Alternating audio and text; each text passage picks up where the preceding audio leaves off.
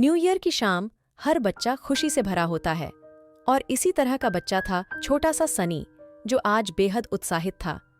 यह इसलिए था क्योंकि वह न्यू ईयर की शाम को अपने पिताजी के साथ बाजार जा रहा था, अपनी पसंदीदा चीजों को खरीदने। बाजार में भीड़ भाड़ थी और सभी दुकान विभिन्न रंगों के लाइट से सजे हुए थे।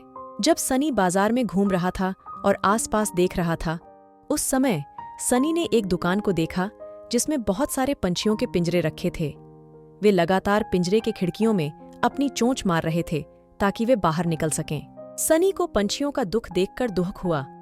उसने पंछियों के बेहाल होने पर काफी भावुकता महसूस की। जब वह अपने आप को नियंत्रित नहीं कर पाया तो वह दुकान पर चला गया। तुमने इन बेसहारे पंछियों को क्यों पकड़ा है? उसने पूछा। मुझे यह पसंद नहीं है, दुकानदार ने कहा, लेकिन मेरे पास कोई और विकल्प नहीं है। मुझे भी अपने परिवार को पोषण देने के लिए धन की आवश्यकता है।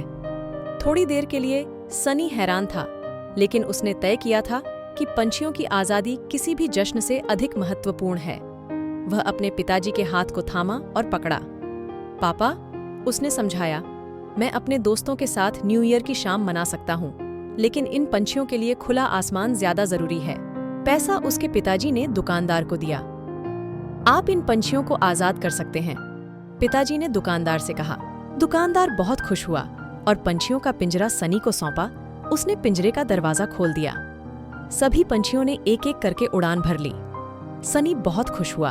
अब पापा, वे अपने परिवार और दोस्तों के साथ नए साल का जश्न मना सकेंगे, सनी ने कहा, राहत महसूस करते हुए।